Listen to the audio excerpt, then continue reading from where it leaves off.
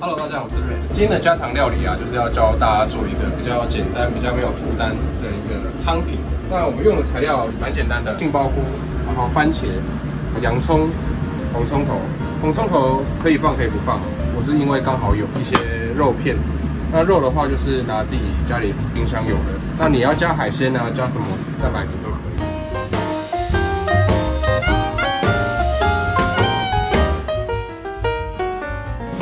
杏鲍菇，我们把它切条，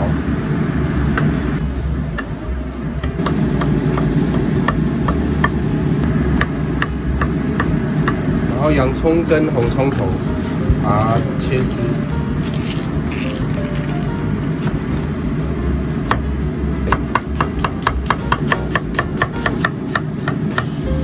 那切完了，我们就直接下锅炒。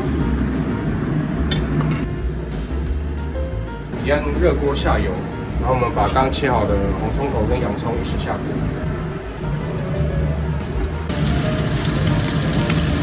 火稍微把它关小一点，这样我们才可以做其他事情。我们继续来切番茄，把地头去掉，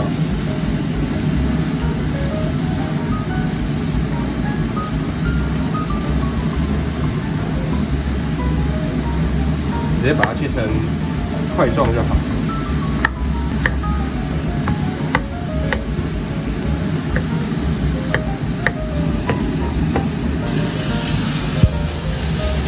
洋葱炒香之后啊，我们就可以把番茄放进去。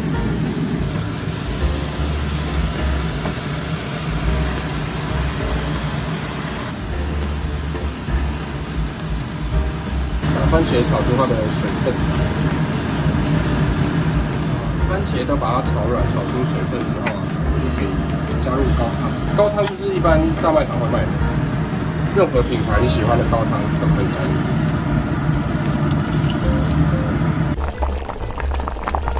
番茄汤煮完啊，然后调完味道，直接拿手持的搅拌机把它打碎。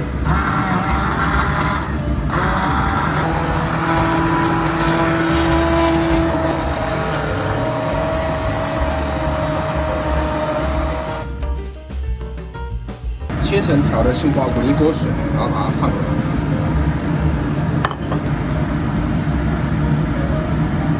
到这样子。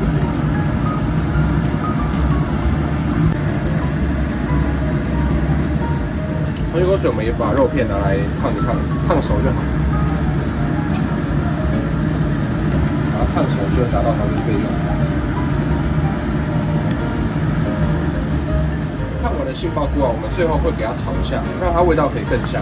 直接用香油，我就是觉得香油跟杏鲍菇很搭。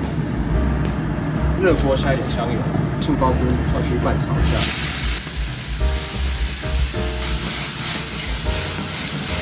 稍微翻炒，让它的香气出来，这样子就完整了。然后碗里放刚刚的杏鲍菇，然后番茄汤。肉片，